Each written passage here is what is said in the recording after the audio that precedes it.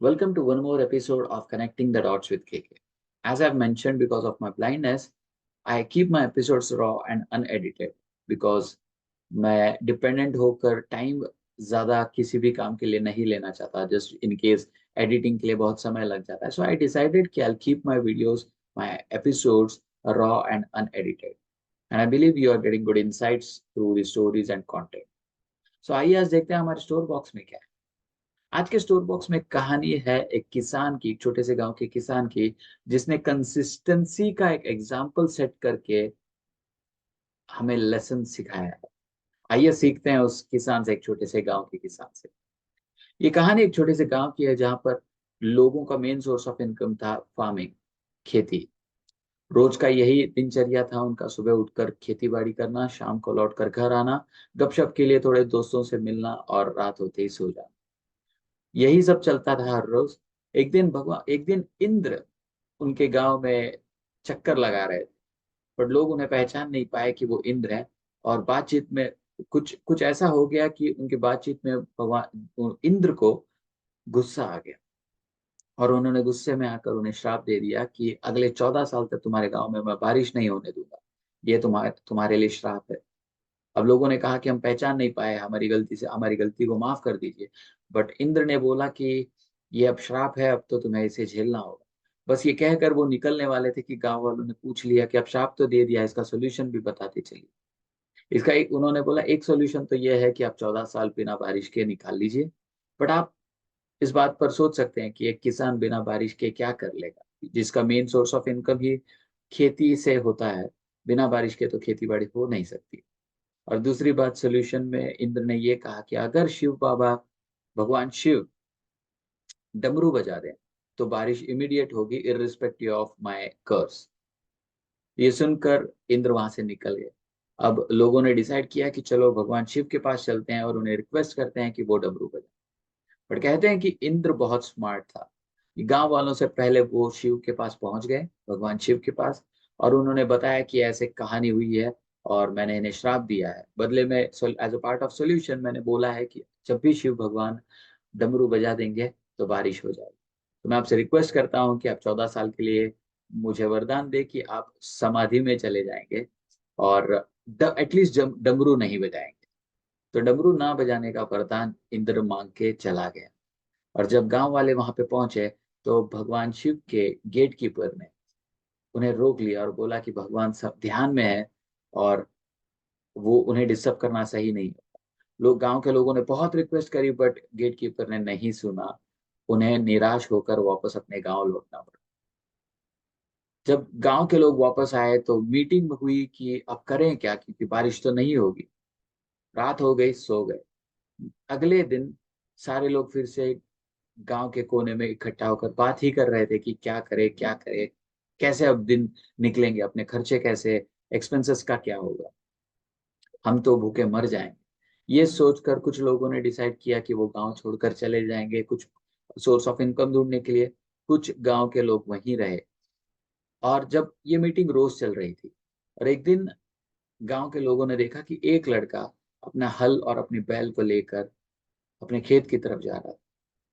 गांव के लोगों ने देखा और नजरअंदाज कर दिया। दूसरे दिन भी यही हुआ, वो अपने हल और बैल को लेकर अपने खेत के पास जा रहा। तीसरे दिन भी यही हुआ, चौथे दिन, पांचवें दिन, सातवें दिन, 10वें दिन, ये रिपीट हो रहा था रोज। वो हर रोज अपने हल और बैल को लेकर अपने खेत में जाता। गांव वालों ने एक दिन उन्हें उसे टोका और बोला कि क्या तुम्हें पता नहीं है कि बारिश नहीं होने वाली है, तो तुम हल और बैल को खेत में लेकर जाकर करोगे क्या। तो उसने बस मुस्कुराया और वो चल दिया।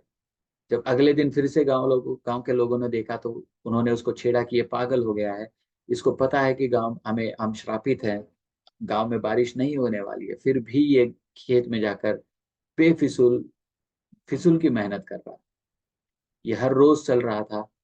महीना निकल गया, 6 महीने निकल गए, 1 साल, 2 साल, 3 साल। वो उस लड़के ने, उस छोटे से गांव के किसान ने हर रोज जैसे वो जाता था, वो रेगुलरिटी में अपने बैल को अपने खेत में लेके जाता। 5 साल निकल गए, 6 साल निकल गए। At the end of 6th year ऊपर से माता पार्वती देख रही थी इस गांव को, क्योंकि इस गांव में बारिश नहीं होने के श्राप के कारण इनकी पूरी जिंदगी बदल चुकी थी। बट वो ये देख रही थी गांव में एक लड़का ऐसा है जो हर रोज अपने हल और बैल को ले जाता है और अपना काम करता है, जबकि उसको भी पता है कि बारिश नहीं होने वाली है। गांव वाले उसको छेड़ते हैं, उस पर उसका मजाक उड़ाते, बट वो कंटिन्यू करता, मुस्कुराता और कंटिन्यू करता। तो 6 साल के बाद माता पार्वती ने शिव भगवान से बोला कि क्या आप देख रहे हैं धरती पर क्या हो रहा है? शिव ने बोला कि हाँ मुझे पता है, बट मैं मजबूर हूँ। मैंने वरदान दिया है, मैंने प्रॉमिस किया है इंद्र को कि मैं डमरू नहीं बजाऊंगा। माता चुप हो गई।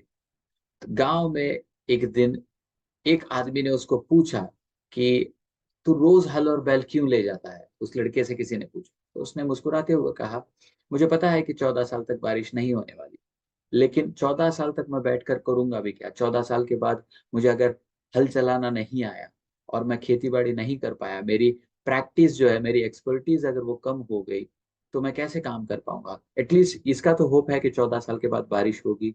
तो मैं अपने एक्सपर्टीज को, अपने स्ट्रेंथ को मेंटेन करने के लिए रोज जाता हूँ।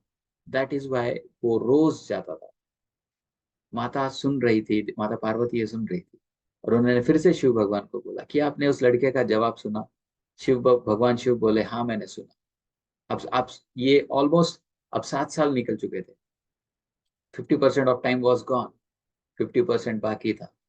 और वो लड़का यही हर रोज करता, हल ले जाता, बैल ले जाता। अब माता ने शिव भगवान से पूछा कि वो इंसान जो धरती पर, उसको इतना पता है कि 14 साल तक बारिश नहीं होने वाली है, और उसके बावजूद वो अपना काम कर रहा है, क्योंकि वो नहीं चाहता कि वो उसकी उसके काम वो भूल जाए, उसकी एक्सपर्टीज है वो कम हो जाए, वो ऐसा ना हो कि वो हल चलाना भूल जाए या बैल से काम लेना भूल जाए, खेती बाड़ी भूल जाए।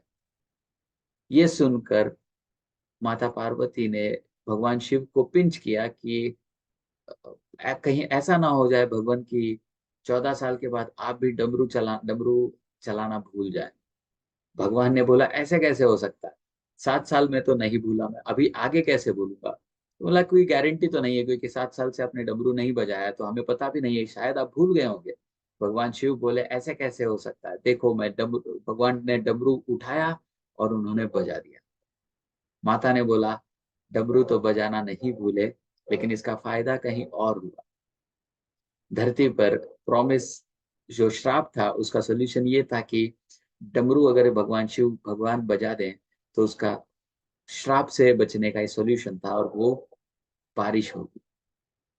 तो इस स्टोरी से मैं ये ड्रॉ कर पा रहा हूँ कि वहां पे बहुत सारे लोग थे जिन्होंने, कुछ लोगों ने क्विट कर कर अपने अपना अपना एक्सपर्टीज को चेंज कर दिया, अपने काम को चेंज कर दिया। और कुछ लोग थे जो ऐसे ही बैठकर हंसी मजाक उड़ाते थे। उसमें से एक लड़का था जो कंसिस्टेंट रहकर अपने काम पर फोकस करता था, इरिस्पेक्टिव ऑफ, उसको पता था कि चैलेंजेस बहुत बड़े हैं, बट कंसिस्टेंट रहने के कारण, despite being in the curse zone, कुछ मैजिक हो गया। और उस गांव में सिर्फ एक का खेत था जो हल जोतने के लिए रेडी था, वो उस लड़के का था। And it was all because of his consistent right action in the right direction. हमें भी जिंदगी में ये समझना होगा कि there will be difficult times, challenges हमारी लाइफ में आएंगे, बट हमें काम करना नहीं छोड़ना है। क्योंकि अगर हम काम करना छोड़ देंगे, तो हो सकता है हमारा स्ट्रेंथ वीकनेस में बदल जाए।